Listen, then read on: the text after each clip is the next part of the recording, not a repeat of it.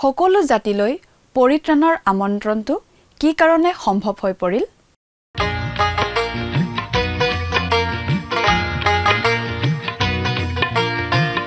আজিৰে পবিত্ৰ ক্ষণতে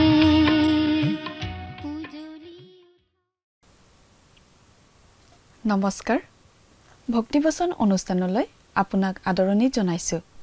বাইবেল অধ্যয়নৰ এই ধাৰাবাহিক অসমীয়া অনুষ্ঠানটি খ্ৰীষ্টীয় বিশ্বাসী লোকসকলৰ বাবে বিশেষভাৱে প্ৰস্তুত কৰা হৈছে। বাইবেলৰ গোটেই ৬৬খন পুস্তকৰে আমি ইয়াত অধ্যয়ন কৰিম। বাইবেলৰ প্ৰতিখন পুস্তকৰ প্ৰতিটো পদ পঢ়ি তাৰ ওপৰত সহজ সৰলভাৱে ব্যাখ্যা আগবঢ়াবলৈ চেষ্টা কৰা হ'ব। অনুষ্ঠানটো নিয়মিতভাৱে চাই থাকিলে দৰ্শকসকলে গোটেইখন বাইবেল চোৱাৰ আৰু বুজি পোৱাৰ এটা সুযোগ পাব। খ্ৰীষ্টীয় বিশ্বাসীসকলৰ বাবে এইটো এটা অতি উপযোগী অনুষ্ঠান হ'ব বুলি আৰু প্ৰত্যেকেই আত্মিকভাৱে লাভৱান হ'ব বুলি আমি আশা ৰাখিছোঁ।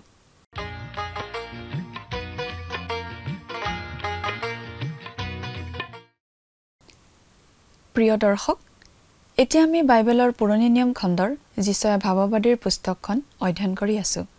আমাৰ আগৰটো অনুষ্ঠান যদি আপুনি চাইছিল তেনেহ'লে আপোনাৰ নিশ্চয় মনত আছে যে আমি আগৰ অনুষ্ঠানত এই যিচয়া ভাৱবাদীৰ পুস্তকখনৰ ৫৩ নং অধ্যায়ৰ ৩ নম্বৰ পদৰ পৰা ৫৪ নং অধ্যায়ৰ ১৭ নম্বৰ পদলৈকে পঢ়ি তাৰ ভিত্তিত আলোচনা আগবঢ়োৱা হৈছিল।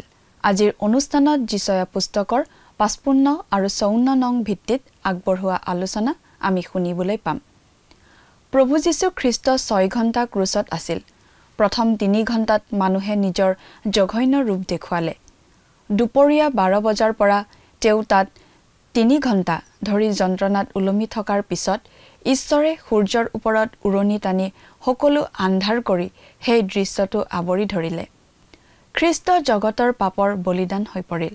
সেই ক্ৰুচটো এটা বেদী হৈ পৰিল, য'ত আমি ঈশ্বৰৰ মেৰ পোৱালীক জগতৰ পাপ আঁতৰাই থকা দেখিবলৈ পাওঁ। যিচয়া ভাৱবাদীৰ যোগেৰে জেৰুচালেমৰ ভাবি মংগলৰ বিষয়ে অতি স্পষ্টভাৱে জনাই দিয়া হৈছে। ইছৰাইলৰ সন্তানবিলাক জিহুৱাৰ দ্বাৰাই শিক্ষিত হ'ব আৰু তেওঁলোকৰ পৰম শান্তি হ'ব বুলি জনাই দিয়া হৈছে। এই দিনটো আহিব যেতিয়া প্ৰভুৰ জ্ঞানে পৃথিৱীখন আৱৰি ধৰিব। তেওঁলোক ধাৰ্মিকতাত সুস্থিৰ হ'ব বুলিও জনাই দিয়া হৈছে আৰু সকলো ভয়ৰ পৰা তেওঁলোক মুক্ত হ'ব। ইছৰাইল জাতিৰ বিৰুদ্ধে অহা কোনো অস্ত্ৰই তিষ্ঠিব নোৱাৰিব আৰু কোনো বিৰোধী সফল নহ'ব বুলি জনাই দিয়া হৈছে। ৫৫ নং অধ্যায়ৰ মূল বিষয়বস্তু হৈছে পৰিত্ৰাণ গ্ৰহণ কৰিবৰ বাবে জগতলৈ আমন্ত্ৰণ, ঈশ্বৰৰ পথ, ঈশ্বৰৰ বাক্যৰ প্ৰতিষ্ঠান। ৫৩ অধ্যায়ত পোৱা জিহুৱাৰ দাসৰ দুখভোগৰ কামে এইটো অধ্যায়ত পৰিত্ৰাণৰ প্ৰস্তাৱ সম্ভৱ কৰি তুলিছে। ৫৪ নং অধ্যায়ত যি আমন্ত্ৰণ দিয়া হৈছিল সেয়া আছিল কেৱল ইছৰাইলতে সীমাবদ্ধ, কিন্তু এই অধ্যায়ত সমগ্ৰ বিশ্বলৈ সেই আমন্ত্ৰণ আগবঢ়োৱা হৈছে। খ্ৰীষ্টৰ শুভবাৰ্তা প্ৰথমে ইছৰাইললৈ আৰু তাৰ পাছতহে অনা যিহুদীসকলৰ ওচৰলৈ গৈছিল। শুভবাৰ্তা শুনাৰ প্ৰথম সুবিধাটো যিহুদীসকলকেই দিয়া হৈছিল। তেওঁলোকে প্ৰথমেই শুভবাৰ্তা লাভ কৰিছিল। ৫০ দিনীয়া পৰ্বৰ দিনা পিতৰে গোটেই যিহুদী লোকসকলক প্ৰচাৰ কৰিছিল। তাৰ পাছতহে তাৰ পৰা শুভবাৰ্তা বিয়পি গৈছিল। এতিয়া এই ৫৫ নং অধ্যায়ত নিমন্ত্ৰণটো গোটেই বিশ্ববাসীলৈ দিয়া হৈছে। এইটো উল্লেখযোগ্য কথা, কাৰণ খ্ৰীষ্টৰ শুভবাৰ্তাৰ সাৰ্বজনীনতা ইয়াতো আমি স্পষ্টভাৱে বুজি পাওঁ। ৫৩ অধ্যায়ত দুখভোগ কৰা জিহুৱাৰ দাসৰ কামেই এতিয়া হেৰুৱা জগতখনলৈ পৰিত্ৰাণৰ প্ৰস্তাৱ সম্ভৱ কৰি তুলিছে। কথাবোৰ অধিক বহলাই চাবলৈ আহকচোন। এতিয়া আমি মূল আলোচনাটোৰ মাজলৈ আগবাঢ়ি যাওঁ। আমাৰ পৰম পবিত্ৰ প্ৰভু যীশুখ্ৰীষ্টৰ নামত নমস্কাৰ। প্ৰিয় শ্ৰোতা, আশা কৰোঁ মহান পিতা পৰমেশ্বৰৰ মহান অনুগ্ৰহত আপুনি ভালে কুশলে আছে। প্ৰিয় শ্ৰোতা, আজিৰ অনুষ্ঠানত আমি এই যিচয়া ভাৱবাদীৰ পুস্তকৰ ৫৫ নম্বৰ অধ্যায়ৰ পৰা আমাৰ আলোচনা আৰম্ভ কৰিব খুজিছোঁ। ৫৩ নম্বৰ অধ্যায়ৰ প্ৰভু যীশুখ্ৰীষ্টৰ দুখভোগৰ কথা যি আমি পাইছিলোঁ, প্ৰভু যীশুখ্ৰীষ্টৰ সেই মহৎ বলিদানৰ কাৰণেই আমি এই ৫৫ নম্বৰ অধ্যায়ত পাইছোঁ পৰিত্ৰাণৰ দান আগবঢ়োৱাৰ কথাটো। ৫৪ নম্বৰ অধ্যায়ত পৰিত্ৰাণৰ কাৰণে যি নিমন্ত্ৰণ দিয়া হৈছে সেয়া এটা সীমাৰ ভিতৰত থাকি নিমন্ত্ৰণ দিয়া হৈছিল। সেই নিমন্ত্ৰণ কেৱল ইছৰাইলীয়া লোকৰ নিমিত্তেহে আছিল। কিন্তু এতিয়া এই 55 নম্বৰ অধ্যায়ত সকলো লোকৰ নিমিত্তেই পৰিত্ৰাণৰ নিমন্ত্ৰণ আগবঢ়োৱা হৈছে। অৱশ্যে এই পৰিত্ৰাণৰ শুভবাৰ্তা প্ৰথমতে যিহুদী আৰু ইছৰাইলীয়া লোকৰ নিমিত্তেই আছিল, তাৰ পাছতহে পৰজাতীয় লোকৰ নিমিত্তে। কিয়নো মই শুভবাৰ্তাত লাজ নাপাওঁ, কাৰণ প্ৰথমে যিহুদী পাছে গ্ৰীক লোকলৈ, বিশ্বাস কৰা প্ৰত্যেক লোকলৈ সেয়ে পৰিত্ৰাণৰ অৰ্থে ঈশ্বৰৰ শক্তি, এই বুলি ৰোমিয়া 1 নম্বৰ অধ্যায়ৰ 16 নম্বৰ পদত পাচনি পৌলে কৈছে। কিন্তু তাৰ অৰ্থ এইটো নহয় যে শুভবাৰ্তা পোৱাৰ অগ্ৰাধিকাৰ যিহুদীবিলাকৰেই সৰ্বোচ্চ, কিন্তু সেইবুলি সৰ্বনিম্নও নহয়। সকলো জাতিৰ লগতে শুভবাৰ্তা পোৱাৰ অগ্ৰাধিকাৰ যিহুদীবিলাকৰো একেই। সকলোৰে পাপ অৱস্থা একেই আৰু সকলোৱে একে সমানে শুভবাৰ্তা পাব লাগে। কিন্তু সঁচাকৈয়ে শুভবাৰ্তা যিহুদীসকলেই প্ৰথমে পাইছে। তাৰ প্ৰমাণসমূহ, প্ৰথমটো হৈছে প্ৰভু যীশুৱে যিহুদীসকলৰ গাঁৱে ভূঞে, নগৰে চহৰে, আলিয়ে গলিয়ে, নামঘৰে নামঘৰে, ঘৰে পৰিয়ালে শুভবাৰ্তা ঘোষণা কৰিছিল। দ্বিতীয়তে, তেওঁৰ পৰা শুভবাৰ্তা পাই চিমোন পিতৰকে ধৰি প্ৰভুৰ আটাইকেইজন শিষ্য আছিল যিহুদী লোক। তৃতীয়তে, প্ৰভু যীশুৱে শুভবাৰ্তা প্ৰচাৰ কৰোঁতে শুভবাৰ্তা শুনি যিহুদীসকলৰ অধিকেই বিৰোধিতা কৰিছিল। বিৰোধিতা কৰাতেই ক্ষান্ত নাথাকি শুভবাৰ্তা শুনি বিৰোধিতা কৰা যিহুদীসকলেই তেওঁক এনেকৈ ক্ৰুচবিদ্ধ কৰিছিল। চতুৰ্থতে, 50 দিনীয়া পৰ্বৰ দিনা পিতৰে যিটো সমাজৰ আগত শুভবাৰ্তা প্ৰচাৰ কৰিছিল, সেইটো দলত সকলোৱেই যিহুদী মানুহ আছিল, এজনো আন জাতিৰ লোক নাছিল। সেয়েহে বিনা দ্বিধাই ক'ব পাৰি যে শুভবাৰ্তা প্ৰথমতে যিহুদী লোকৰ মাজলৈকেই গৈছে, কিন্তু তাৰ পাছৰ পৰা সকলো জাতিলৈকে, পৃথিৱীৰ সীমালৈকে শুভবাৰ্তা প্ৰচাৰ কৰা হৈছে। বিশ্বজুৰি শুভবাৰ্তা প্ৰচাৰিত হোৱা কথাটো বাস্তৱিকতেই মন কৰিবলগীয়া কথা, কাৰণ সেই সময়ৰ কোনো ধৰ্মীয় নেতাৰ বিশ্বজোৰা ধৰ্মৰ কোনো ধাৰণাই নাছিল। 53 অধ্যায়ৰ যাতনা ভোগ কৰা মহান দাস প্ৰভু যীশুখ্ৰীষ্টৰ মহৎ কৰ্মই জগতৰ সকলোবিলাক হেৰুৱা আত্মাৰ আগত পৰিত্ৰাণ প্ৰচাৰ কৰিব পৰাটো সম্ভৱপৰ কৰি তুলিলে। কিন্তু তথাপি আমি এই কথাও জানো যে ইছৰাইলৰ মাজত শুভবাৰ্তাক লৈ ঈশ্বৰে আমন্ত্ৰণ কৰা কামটো সম্পূৰ্ণ এতিয়াও হোৱা নাই।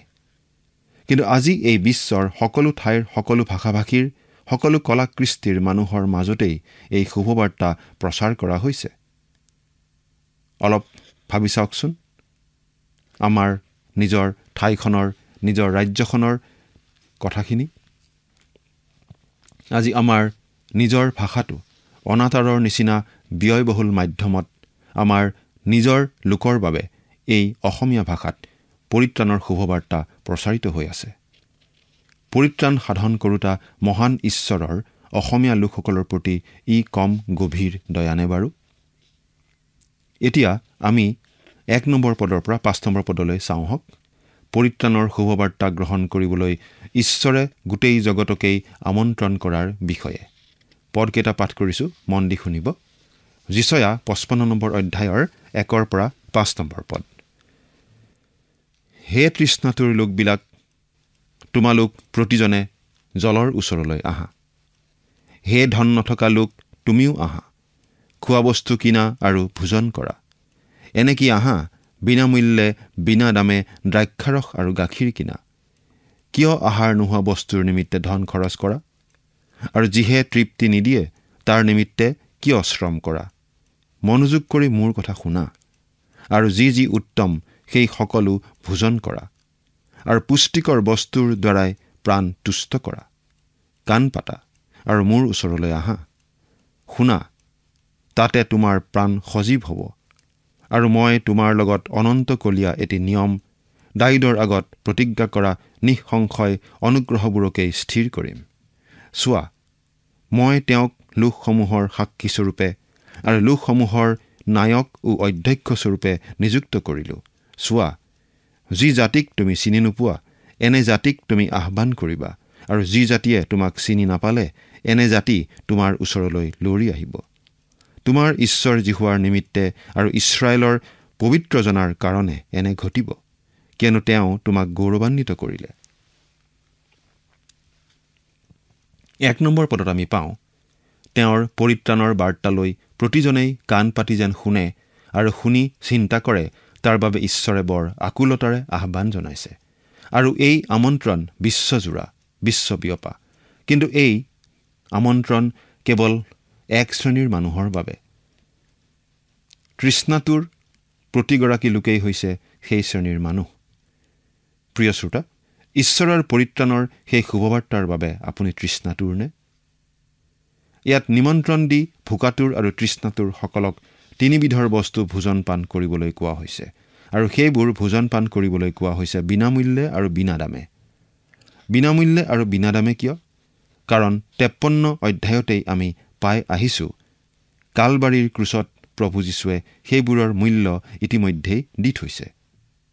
তৃষ্ণাটোৰ আৰু ভোকাটোৰ সকলে ভোজন কৰা আৰু পান কৰা কামটোহে কেৱল কৰিব লাগে। মন কৰকচোন প্ৰিয় শ্ৰোতা, ভোজন পান কৰিবৰ নিমিত্তে তিনিবিধ বস্তু ইয়াত আগবঢ়াইছে। প্ৰথমটো হৈছে আত্মাৰ জল। এই জলকেই প্ৰভু যীশুখ্ৰীষ্টই আগবঢ়াই কৈছে, কোনো মানুহৰ যদি পিয়াহ লাগে তেওঁ মোৰ ওচৰলৈ আহি পান কৰক। যোহন 7 নম্বৰ অধ্যায়ৰ 37 পদ। প্ৰিয় শ্ৰোতা, ইয়াৰে আমি এতিয়া জানো এই জলৰ ভুমুকনো কোন? খ্ৰীষ্টই হৈছে সেই জলৰ ভুমুক, আৰু সেইজনা খ্ৰীষ্টই আমাৰ জীৱনৰ জল আৰু জীৱনৰ পৰিত্ৰাতা। দ্বিতীয়তে দ্ৰাক্ষাৰস। দ্ৰাক্ষাৰসে মনৰ আনন্দক বুজায়। হিতুপদেশ 31 নম্বৰ অধ্যায়ৰ 6 নম্বৰ পদত বাইবেলে কৈছে, মৰিবলৈ ধৰা মানুহক সুৰা দিয়া আৰু মনত বেজাৰ পোৱাবিলাকক দ্ৰাক্ষাৰস দিয়া। আকৌ 1 থিছলনিকিয়া 1 নম্বৰ অধ্যায়ৰ 6 নম্বৰ পদত কৈছে, আৰু তোমালোকে বহু ক্লেশৰ মাজত পবিত্ৰ আত্মাই দিয়া আনন্দেৰে বাক্য গ্ৰহণ কৰি আমাৰ আৰু প্ৰভুৰো অনুকাৰী হলা। প্ৰিয় শ্ৰোতা, খ্ৰীষ্ট যেতিয়া আপোনাৰ জীৱনৰ কেৱল পৰিত্ৰাতা নহয়, জীৱনৰ প্ৰভু হয়, তেতিয়া আপোনাৰ জীৱনত আনন্দ লাভ হয়। আপুনি যেতিয়া তেওঁক জানে, তেতিয়া আপোনাৰ আনন্দ হয়। 1 যোহন 1 অধ্যায় 4 নম্বৰ পদত কৈছে, আমাৰ আনন্দ যেন সম্পূৰ্ণ হয়, তাৰ কাৰণে আমি এইবোৰ কথা লিখিছোঁ।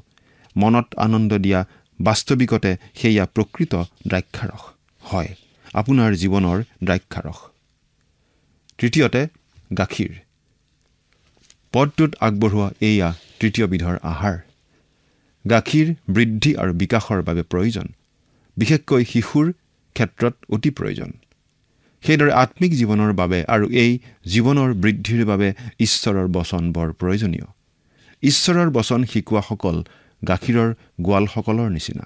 তেওঁলোকে ঈশ্বৰৰ বচনৰ গাখীৰ বিলায়। এই ক্ষেত্ৰত পাচনি পিতৰে কৈছে, তেন্তে সকলো হিংসা, সকলো ছল, কপট, অসূয়া আৰু সকলো পৰচৰ্চা দূৰ কৰি নতুনকৈ জন্মা শিশুবিলাকৰ দৰে মিহলি নোহোৱা আত্মিক গাখীৰলৈ হাবিয়াস কৰা। 1 পিতৰ 2 নম্বৰ অধ্যায়ৰ 2 নম্বৰ পদ। গাখীৰ খাবলৈ প্ৰস্তুত থকা শিশু এটাই কেনেকৈ অধৈৰ্য হয় আৰু ছটফট কৰে আপুনি নিশ্চয় জানে। সি তেনে আচৰণ কৰে কাৰণ সি গাখীৰ খাবলৈ বৰ হাবিয়াস কৰে, আৰু হাবিয়াস কৰে কাৰণ তাৰ বৰ ভোক লাগে। আপুনি যদি বিশ্বাসকাৰী হৈও ঈশ্বৰৰ বচন অধ্যয়ন আৰু ধ্যান কৰাৰ ইচ্ছা আপোনাৰ নাথাকে, তেন্তে আপুনি জনা দৰকাৰ যে আপোনাৰ কিবা এটা হৈছে, কিবা এটা ডাঙৰ ভুল হৈছে। কিন্তু আপুনি যদি ঈশ্বৰৰ সন্তান, আপুনি বিশুদ্ধ আৰু প্ৰকৃত গাখীৰ ঈশ্বৰৰ বচনৰ বাবে হাবিয়াস কৰিবই। 2 নম্বৰ পদৰ কথাখিনিলৈকে চাওক। আহাৰ নোহোৱা, অৰ্থাৎ যিটো আহাৰ নহয়, সেইটোৰ কাৰণে পইচা খৰচ কৰাৰ কথা কোৱা হৈছে। এই জগতৰ লাহ বিলাহৰ কথাটোৱে চিন্তা কৰক। জগতৰ লাহ বিলাহবোৰ বৰ খৰচী কাৰবাৰ। সেইবোৰে এহাতে বৰ খৰচ কৰোৱাই, আনহাতে সেইবোৰে জীৱনত একো সন্তুষ্টি দান নকৰে। কিন্তু সেইবোৰৰ পৰিৱৰ্তে জল, দ্ৰাক্ষাৰস আৰু গাখীৰ প্ৰস্তুত কৰি ৰখা আহাৰৰ ভোজন পানৰ মেজখনলৈ নাহে কিয়? প্ৰভুৰ বচনৰ ভোজন পানৰ সেই আহাৰেহে আমাক সন্তুষ্টি দান কৰিব আৰু আমাৰ জীৱন ধন্য কৰিব। 3 নম্বৰ পদ। আমাৰ প্ৰাণ সজীৱ কৰিবলৈ ঈশ্বৰ যেনেকৈ দাউদৰ কাৰণে দয়াময় আছিল, তেনেকৈয়ে তেওঁ আমাৰ বাবেও দয়াময়। আমি সাহসেৰে প্ৰভুৰ ওচৰলৈ যাব পাৰোঁ। 4 নম্বৰ পদত আমি পাইছোঁ, আজিৰ আমাৰ দিনত প্ৰভু যীশুখ্ৰীষ্টই আমাৰ জীৱনৰ প্ৰকৃত সাক্ষী। 5 নম্বৰ পদত আমি পাইছোঁ, চিনি নোপোৱা জাতিক আহ্বান কৰাৰ কথা। তাৰ মানে বাৰু কিহক বুজোৱা হৈছে? যিচয়া ভাৱবাদীৰ দিনত এই কথা নিশ্চয় কোনেও ভবা নাছিল, জনা নাছিল যে আজি আমি আমাৰ ঠাইৰ মানুহবোৰেও প্ৰভুৰ সন্তানৰূপে নিমন্ত্ৰিত হ'ম। যিচয়াই নাজানিলেও আমি তেওঁৰ ভাৱবাণীত আপোনা আপুনি সোমাই আছিলোঁ, কাৰণ ঈশ্বৰে জানিছিল। 6 নম্বৰ পদৰ পৰা 13 নম্বৰ পদলৈ যিচয়াই আমাক ঈশ্বৰৰ বচনৰ অনুষ্ঠানৰ কথা কৈছে। পদকেইটা পাঠ কৰি দিছোঁ, শুনিবচোন। জিহুৱাক পাব পৰা সময়ত তোমালোকে তেওঁক বিচাৰা, তেওঁ ওচৰত থাকোঁতে তেওঁৰ আগত প্ৰাৰ্থনা কৰা। দুষ্ট লোকে তেওঁৰ পথ আৰু অধৰ্মী লোকে তেওঁৰ কল্পনা ত্যাগ কৰক আৰু জিহুৱালৈ উলটি আহক। তাতে তেওঁ কৃপা কৰিব আৰু সি আমাৰ ঈশ্বৰলৈ ঘূৰি আহক, কিয়নো তেওঁ প্ৰচুৰ পৰিমাণে ক্ষমা কৰিব। কাৰণ জিহুৱাই কৈছে, মোৰ কল্পনা আৰু তোমাৰ কল্পনা একে নহয়, আৰু তোমালোকৰ পথ ও মোৰ পথ একে নহয়। কিয়নো পৃথিৱীতকৈ আকাশমণ্ডল যিমান ওখ, তোমালোকৰ সকলো পথতকৈ মোৰ পথ আৰু তোমালোকৰ সকলো কল্পনাতকৈ মোৰ কল্পনা সিমান ওখ। কাৰণ যেনেকৈ বৃষ্টি বা হিম আকাশৰ পৰা নামি আহি পুনৰাই তালৈ উলটি নাযায়, কিন্তু পৃথিৱীক ভিজাই ফলৱতী আৰু কেঁচাপতীয়া কৰে আৰু বওঁতাক গুটি আৰু খাওঁতাক আহাৰ দিয়ে, মোৰ মুখৰ পৰা ওলোৱা বাক্য তেনেকুৱা হ'ব। সেয়ে বৃথা মোৰ ওচৰলৈ উলটি নাহিব। কিন্তু মই যি ইচ্ছা কৰোঁ তাক হামফল নকৰাকৈ আৰু যিহৰ নিমিত্তে তাক পঠাওঁ সেয়ে সিদ্ধ নোহোৱাকৈ উলটি নাহিব। কিয়নো তোমালোক আনন্দেৰে বাহিৰ ওলাই যাবা আৰু তোমালোকক শান্তিৰে নিয়া হ'ব।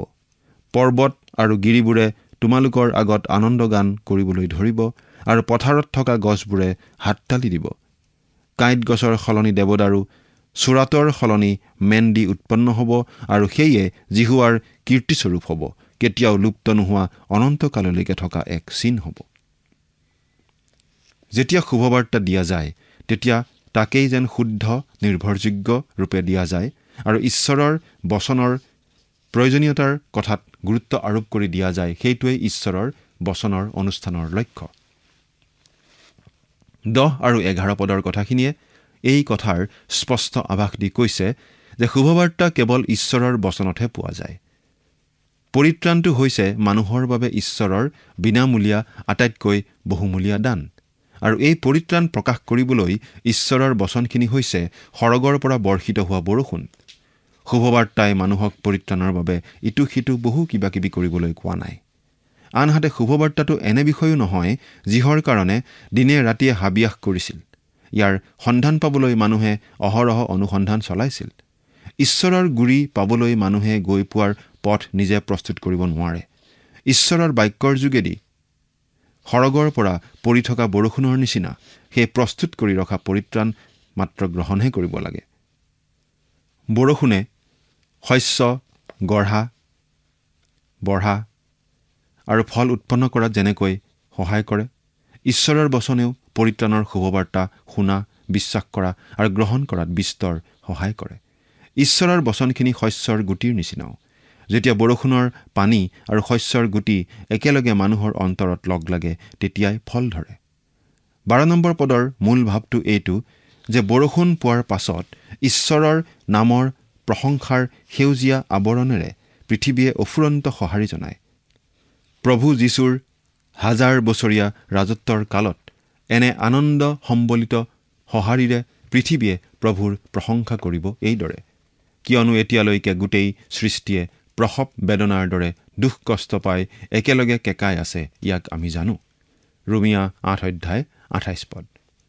13 নম্বৰ পদটোৱে সেই গৌৰৱৰ কাল 1000 বছৰীয়া ৰাজত্বৰ সময়লৈ বাট চাইছে যেতিয়া পৃথিৱীয়ে পাপৰ অভিশাপৰ পৰা মুক্তি পাব।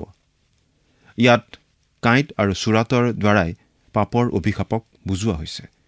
খ্ৰীষ্টই যেতিয়া মৃত্যুবৰণ কৰিলে তেতিয়া যে তেওঁ কেৱল পাপী মানুহকেই মুক্তি দিলে এনে নহয়, কিন্তু পাপৰ দ্বাৰাই অভিশপ্ত হোৱা গোটেই জগতখনকেই মুক্তি দিলে। এতিয়া আমি 56 নম্বৰ অধ্যায়ৰ পৰা চমুকৈ অধ্যয়ন কৰোঁ আহকচোন। এই অধ্যায়টোত পাওঁ ভৱিষ্যত ৰাজ্যৰ গৌৰৱৰ কথা আৰু বৰ্তমান ৰাজ্যৰ দুৰৱস্থাৰ কথা। 53 নম্বৰ অধ্যায়ৰ দৰে এই অধ্যায়তো প্ৰভু যীশুৰ পৰিত্ৰাণৰ কথা পাওঁ, যি পৰিত্ৰাণ যাতনাভোগী ঈশ্বৰৰ পুত্ৰই কালবাৰীৰ ক্ৰুচত প্ৰস্তুত কৰিলে। কিন্তু এই অধ্যায়টোত যীশয়াই ইছৰাইলৰ সন্তানসকলক উদ্দেশ্য কৰি এই পৰিত্ৰাণ প্ৰচাৰ কৰিছে। ইয়াত আমি যিটো পাইছোঁ সেয়া চিনয় পৰ্বতলৈ ঘূৰি যোৱাৰ কথা নহয়, কিন্তু 1000 বছৰীয়া ৰাজত্বলৈ বাট দেখুৱাই নিয়াৰ কথা ইয়াত পাওঁ। আৰু বিজয় যাত্ৰা অব্যাহত থাকিব ঈশ্বৰে স্থাপন কৰা নতুন নিয়মৰ ভিত্তিত। সেই সময়ত মোচীৰ বিধান পুনৰ ব্যৱহাৰিত হ'ব, কাৰণ সেয়া ঈশ্বৰৰ বিধান। ঈশ্বৰৰ বিধানেৰেই খ্ৰীষ্টে ৰাজত্ব কৰিব। এতিয়ালৈকে মানুহে সেই বিধান ৰাখিব পৰা নাই, কিন্তু তেতিয়া সকলোৱে সেই বিধান ৰাখিব পাৰিব।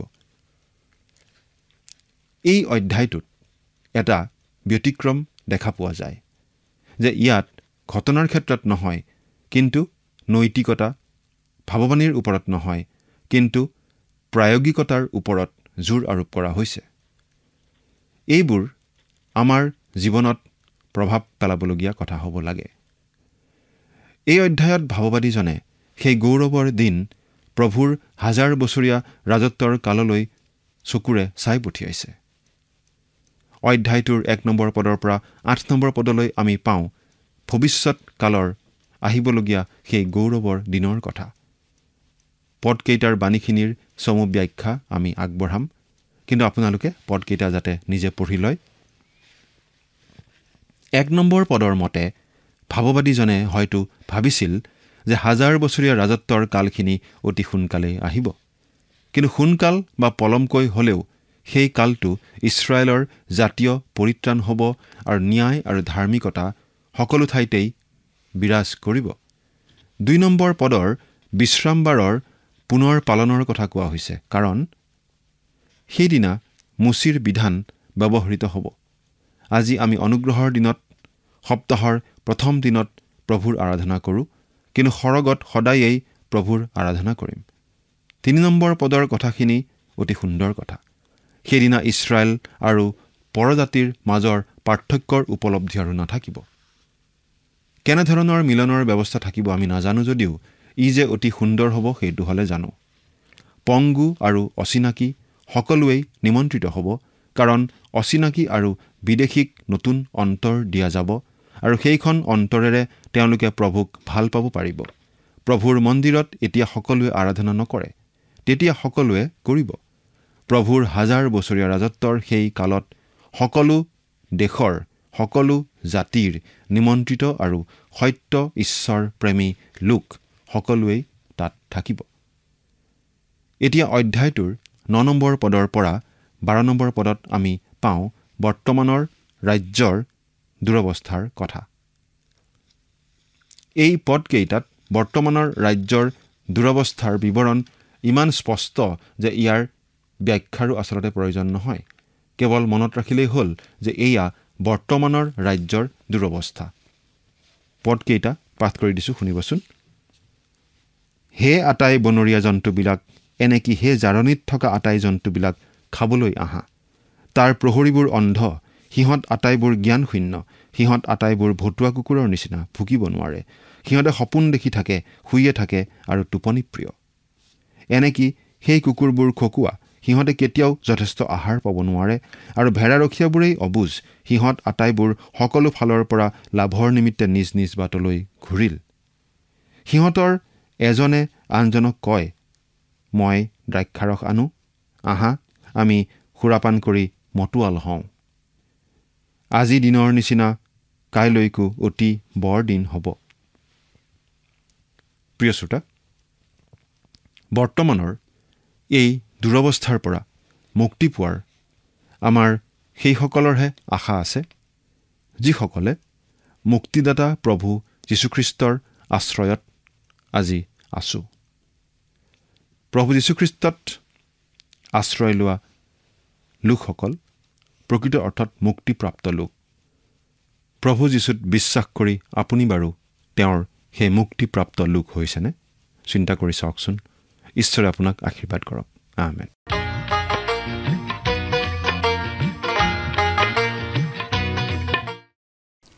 ইছৰাইলৰ প্ৰধান লোকবিলাকৰ যি অপৰাধ সেই কথা ঈশ্বৰে যিচয়া ভাৱবাদীৰ যোগেৰে জনাই দিছিল জাতি এটাৰ অধপতনৰ মূলতে সেই জাতিৰ নেতাসকলৰ অৱহেলা অবাধ্যতা আদিয়েই হয় যিচয়াই কৈছিল যে ইছৰাইলৰ নেতাসকলে নিজৰ দুখজনক দুৰ্দশা আৰু অৱস্থাত মদ্যপানত ডুবাই দিলে আৰু তেওঁলোকে মদ্যপায়ী আৰু অন্ধ আশাবাদী হিচাপেহে ভৱিষ্যতৰ সন্মুখীন হ'ল আজিও বহুতো লোকে এনেকৈয়ে জীৱনৰ সন্মুখীন হৈছে নিজৰ বিপদবোৰ নিজৰ দুৰৱস্থাবোৰ মদত ডুবাই পেলাই পাখৰি যাব বিচাৰে মানুহে মধুৰ সংগীতৰ মাজত নিজৰ দুৰৱস্থাৰ কথা পাখৰি থাকিব বিচাৰে কিন্তু মানুহে ঈশ্বৰৰ বাক্য শুনিবলৈ বেয়া পায় কাৰণ ঈশ্বৰৰ বাক্যই মানুহক পাপ অপৰাধৰ কথা কয় মন পালটনৰ কথা কয় প্ৰিয় দৰ্শক আজিলৈ আমাৰ অনুষ্ঠানটো ইমানতে সামৰণি মাৰিব খুজিছো পৰৱৰ্তী অনুষ্ঠানত আপোনালোকক পুনৰ লগ পোৱাৰ আশা ৰাখিলো সামৰণিতে আহকচোন খন্তেক প্ৰাৰ্থনাত মূৰ দুৱাওঁ সৰ্বশক্তিমান দয়ালু পিতৃ ঈশ্বৰ প্ৰভু তোমাক ধন্যবাদ দিছো তুমি যি সুন্দৰ সময় সুন্দৰ সুযোগ প্ৰভু তুমি দান কৰিলা তোমাৰ পবিত্ৰ বাক্য অধ্যয়ন কৰিবলৈ ও দয়ালু মৰমীয়াল পিতৃ ঈশ্বৰ প্ৰাৰ্থনা কৰিছো হেমতে তোমাৰ চৰণত প্ৰভু যি তোমাৰ পবিত্ৰ বাক্য আমি অধ্যয়ন কৰিলো প্ৰভু এই বাক্যৰ যোগেদি আমি যি যি শিকিলো যাতে প্ৰত্যেক দৰ্শকসকলে তাক যাতে মনত ৰাখিবলৈ পাৰিব আৰু ব্যৱহাৰ কৰিব পাৰিব নিজৰ জীৱনত তেনে প্ৰভু তুমি সহায় কৰিবা আৰু বিশেষকৈ পিতৃ হেমতে প্ৰাৰ্থনা কৰিছো তোমাৰ চৰণত হয় পিতৃ প্ৰভু হয়তো কোনোবাই নিজৰ জীৱনত সঠিক সিদ্ধান্তবোৰ ল'বলৈ প্ৰভু তেওঁলোকৰ খুকুজা দৰে প্ৰভু হৈ আছে তেওঁলোকে ভালদৰে প্ৰভু সিদ্ধান্ত কৰিব পৰা নাই তেওঁলোকক প্ৰভু তুমি শক্তি দিয়া যাতে প্ৰভু তেওঁলোকে সঠিক সিদ্ধান্ত লৈ প্ৰভু আহি নিজৰ জীৱনটো শুদ্ধভাৱেৰে যাতে তেওঁলোকে আগবঢ়াই লৈ যাব পাৰিব আৰু তোমাতেই যাতে আস্থা ৰাখি প্ৰভু নিজৰ জীৱন সমৰ্পণ কৰি চলিব পাৰিব তেনে আশীৰ্বাদ প্ৰভু তেওঁলোকৰ জীৱনত তুমি দান কৰিবা আৰু তেওঁলোকৰ সকলো প্ৰয়োজনবোৰ প্ৰভু তুমি পূৰণ কৰিবা এই সকলো যাচনা মহান ত্ৰাণকৰ্তা প্ৰভু যীশু খ্ৰীষ্টৰ নামত অৰ্পণ কৰিলো আমেন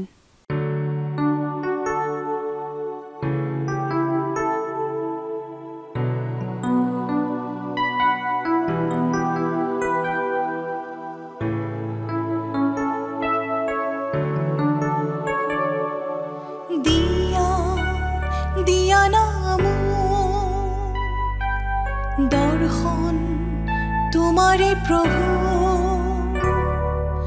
দিয়া দিয়া নাম দৰ্শন তোমাৰে প্ৰভু দিয়া দিয়া নাম দৰ্শন তোমাৰে প্ৰভু দিয়া দিয়া নাম দৰ্শন তোমাৰে প্ৰভু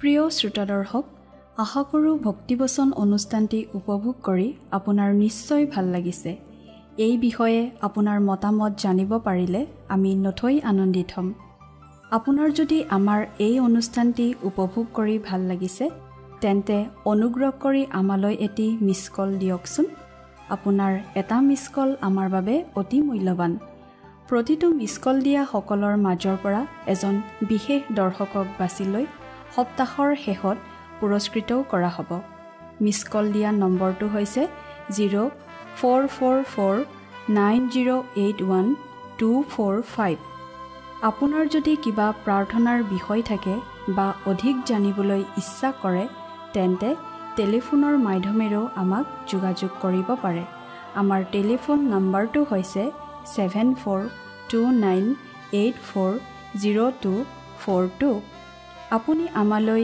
ইমেইল অথবা পত্ৰযোগেও যোগাযোগ কৰিব পাৰে তাৰ বাবে আমাৰ ইমেইল আইডি আৰু পোষ্টেল এড্ৰেছটো টিভি পৰ্দাত চাই লওকচোন পুনৰ লগ পোৱাৰ আশাৰে আজিলৈ ইমানতে সামৰিছোঁ ঈশ্বৰে আপোনাক আশীৰ্বাদ কৰক ধন্যবাদ